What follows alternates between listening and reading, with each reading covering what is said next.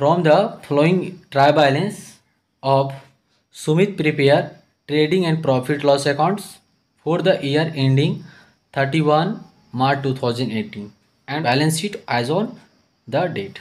ठीक है, यानी ट्रेडिंग प्रॉफिट लॉस अकाउंट भी बनानी है, बैलेंस शीट भी, दोनों बनानी है। ये आपके पास इंफॉर्मेशन है टोटल, और आगे इसका है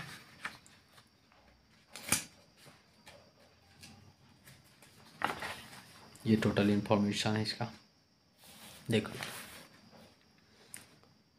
और एक और क्वेश्चन है, क्वेश्चन नंबर 18 है।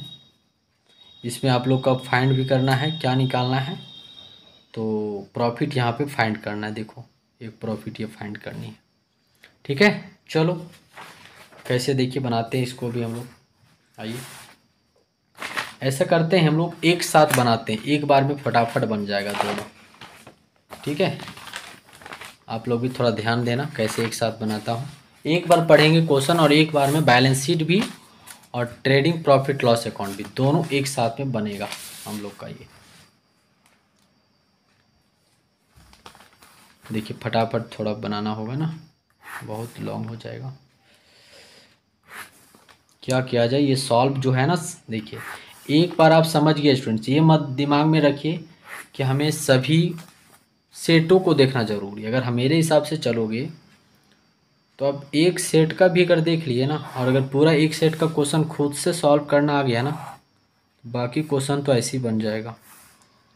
क्या क्वेश्चन अलग तरीका मान के चलिए, फिर जो अगला सेट में आएगा ट्रेडिंग प्रॉफिट लॉस अकाउंट आएगा। अभी आपने जो देखा, जो भी डेप्रिसिएशन चैप्टर का बताइए, जो पिछला मैंने जो सेट बनाया है, क्या इसी तरीके से नहीं बनाया? सेम इसी तरीके से बनाया, इसी तरीके से वर्क कॉन्सेप्ट इसी तरीके से अप्लाइड हुआ। चलिए trading and profit loss accounts, rupees लिखिए पार्टिकुलर्स, लिखिए पार्टिकुलर्स, ये हो जाएगा क्रेडिट और ये हो जाएगा डेबिट, ठीक है। चलिए तो ये हम लोग का 1 सेकेंड स्टूडेंट थोड़ा, चलिए ठीक है। ये फॉर्मेट बनाइए, बैलेंस शीट,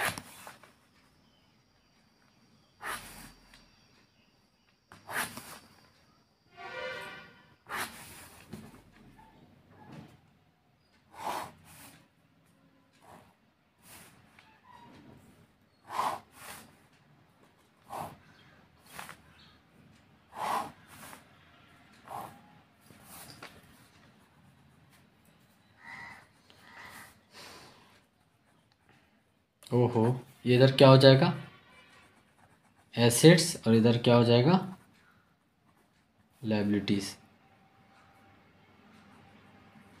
यहाँ पे लिखिए बैलेंस शीट एज ऑन 31, कौन सा डेट है, 31/3/2018, ठीक है।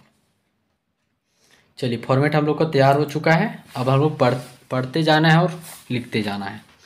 सबसे पहले क्या है देखिए, फर्स्ट ऑफ ऑल में ओपनिंग स्टॉक है, ये कहाँ जाएगा भैया, ओपनिंग स्टॉक लिखिए यहाँ पे। ओपनिंग स्टॉक कितना का है, 50,000 का है, 50। फिर क्या है, आप अपने साथ क्वेश्चन रखें, कैपिटल कितना का है, कैपिटल 64,000। ये कहाँ का पार्ट है, तो कैपिटल जो है ना बैलेंस शीट का पार्ट है। कितना का भैया, तो 64,000 का है, ठीक है।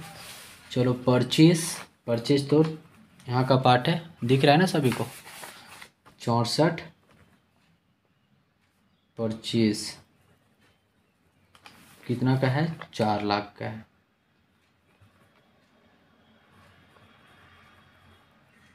4 लाख का है। फिर क्या है, सन्ड्री क्रेडिटर, लायबिलिटी है ना, लिखो यहाँ पे सन्ड्री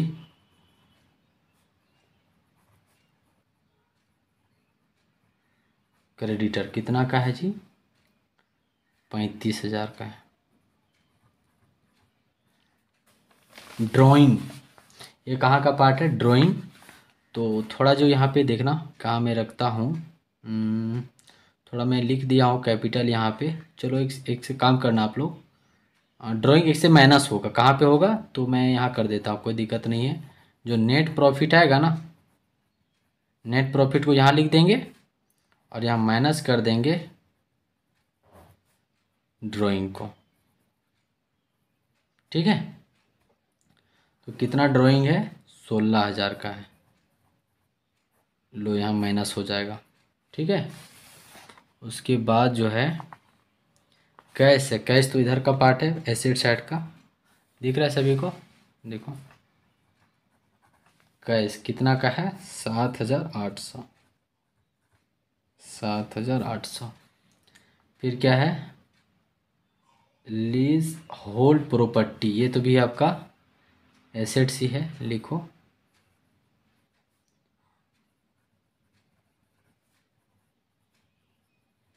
प्रॉपर्टी, प्रॉपर्टी आपका एसेट्स होता है 20,000, 20,000।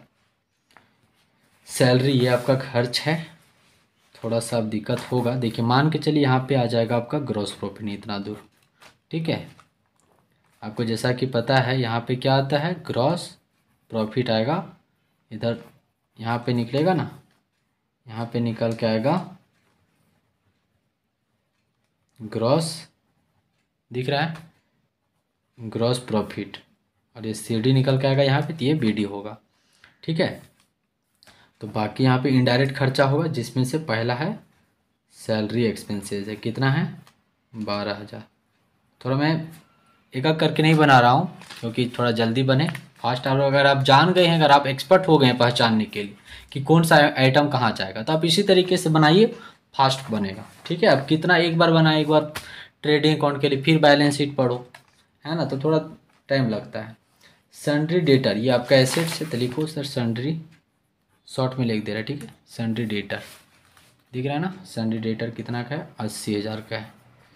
सन्ड्री डेटर 80,000 का है। फिर क्या है, वेजेस, वेजेस देखिए डायरेक्ट एक्सपेंसेस है, यहाँ पे होगा वेजेस कितना का है, 40,000 का है। फिर क्या है, बैंक, बैंक आपका एसेट्स है, यहाँ रखो, बैंक कितना का है, 21,000 का है। ठीक है, फिर क्या है, रेंट, रेंट खर्चा है ना, इनडायरेक्ट खर्चा है, तो रेंट यहाँ पे आ जाएगा, कितना का रेंट है, 9,000 का, 9,000। ठीक है, और इलेक्ट्रिसिटी ऑफिस, तो ये खर्चा है ना आपका, इलेक्ट्रिसिटी ऑफिस कितना का है भाव, 6,000 का। फिर क्या है, motor car, motor car asset है ना, इधर आ जाएगा, मोटर कार एसेट है ना, 10,200। फिर क्या है, एडवर्टाइजिंग खर्चा है ना, इधर लिखो, एडवर्टाइजिंग एक्सपेंसेस कितना का है, 8,000 का। प्रीपेड एक्सपेंसेस ये एसेट होता है बाबू, ध्यान रखना, प्रीपेड आपने एडवांस पैसा पेमेंट करके रखा हुआ है, तो इसका भी आप लाभ नहीं लिए हो, ये आपका एसेट है, इन फ्यूचर में बेनिफिट होगा। ठीक है, प्रीपेड, प्रीपेड एक्सपेंसेस कितना, 2,000। ठीक है, फिर है पोस्टेज एंड टेलीग्राम, ये तो खर्चा है, पोस्टेज एंड टेलीग्राम 3,000 का। और है एक डिस्काउंट, ये भी आपका खर्चा है,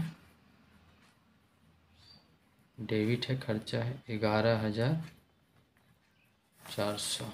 और है कुछ आगे वाला में ना, जनरल एक्सपेंसेस, देखो दिख रहा है, जनरल एक्सपेंसेस, जनरल एक्सपेंसेस कितना का है, 13,600, 13,600। फिर क्या है, सेल्स, सेल्स रिटर्न नहीं है ना, नहीं है। सेल्स तो यहाँ पे आ जाएगा ट्रेडिंग अकाउंट में, सेल्स दिख रहा है ना, सेल्स कितना का, 6 लाख का है टोटल। लो 6 लाख दिख रहा है, 6 लाख है देखो, 6 लाख। आउटस्टैंडिंग एक्सपेंसिव ये लाइबिलिटी है आपका। लो यहाँ लिख देते, कहाँ पे लिख दूँ, यहाँ पे लिख देते आउटस्टैंडिंग एक्सपेंसिव, बकाया पैसा है तो आपका बाबू लाइबिलिटी होता है। बकाया पैसा क्या होगा, लाइबिलिटी है ना आपके लिए। सस्पेंस अकाउंट भी यहीं का पार्ट है लाइबिलिटी का। सस्पेंसिस अकाउंट्स कितना, 10,000 क्रेडिट बैलेंस। हो गया, हो गया। एक और एडजस्टमेंट में देखो यहाँ पे क्लोजिंग स्टॉक 80,000 दिया हुआ है एक, और कॉस्ट प्राइस कितना है 75,000। मार्केट वैल्यू कितना दिया हुआ है, नहीं दिख रहा है क्या, हाँ दिखा। क्लोजिंग स्टॉक कितना का है 80,000, और कॉस्ट प्राइस कितना 75,000। तो ध्यान रखना बाबू कि क्लोजिंग स्टॉक को हमेशा मार्केट वैल्यू पर लिया जाएगा, ठीक है, ठीक है, 75,000 को लिया जाएगा। और इसका एडजस्टमेंट है तो हमेशा इसका 2 जगह पे एंट्री होगा, ठीक है। चलो क्लोजिंग स्टॉक लिखो यहाँ पे, क्लोजिंग स्टॉक कितना का 75,000 का। हमेशा कॉस्ट प्राइस लेना है क्लोजिंग स्टॉक। और ये क्लोजिंग स्टॉक कहाँ आ जाएगा आपका, एसेट्स है तो यहाँ पे आ जाएगा। क्लोजिंग स्टॉक का 2 जगह पे एंट्री, क्योंकि एडजस्टमेंट में एडजस्टमेंट का एंट्री 2 जगह पे होता है, ठीक है। अब क्यों होता है स्टूडेंट्स, ये हम लोग कभी चर्चा करने का विषय नहीं है, ठीक है, हम लोग क्लास में ये चीज़ को चर्चा करेंगे। हो गया पूरा, अब जोड़ घटाव कर दीजिए। First of all gross profit निकालिए। 6 लाख बहुत लंबा हो रहा है वीडियो ना, क्या करें, देखिए हम लोग तो काम कर ही रहे हैं ना, ज़्यादा तो हम लोग गप भी नहीं कर रहे हैं, क्या किया जाए, फटाफट फिर भी प्रयास कर रहे हैं आपके लिए। 6,75,000 माइनस कर दीजिए 50,000 और 5,4 9, यानी 4,90,000। ओहो 4,90,000, 1,85,000, 1,85,000 लिखो यहाँ पे बढ़िया से, 1,85,000। कोई चीज़ छोटा तो नहीं था ना,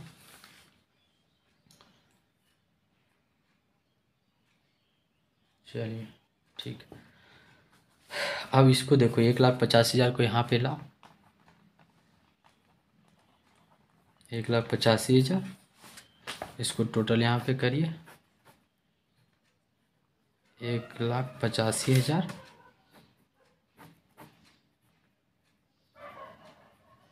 1,85,000 निकाल दो नेट प्रॉफिट, कितना आएगा बाबू, माइनस करो देखो, 1,85,000 हुआ है ना, ये 12,000 दिख रहा है, देखो 12,000 और 9,000, ओहो 9,000, 6,000, फिर माइनस करो 9,000, 6,000, 8,000, माइनस 8,000 और माइनस 3,000, और फिर 11,400, 11,400 और 13,600 आ जाएगा, 1,22,000 आ जाएगा आपका, 1,22,000, ठीक है। अब इसको क्या बोले थे, बैलेंस शीट में लेकर आओ 1,22,000 को। लो यहाँ प्रॉफिट लिखे है ना, ये देखो यहाँ गैप है ना रखा हुआ, 1,22,000, 1,22,000 में 16,000 ड्राइंग को माइनस करो। लो 1,22,000 में 16,000 आ जाएगा 1,06,000। अब इसको जोड़ दीजिए, दोनों साइड बराबर आना चाहिए, दोनों साइड बराबर आना चाहिए। हटाते हैं पूरा इसको, फटाफट फटाफट करो। 64,000 हो, 64,000 प्लस 35,000 प्लस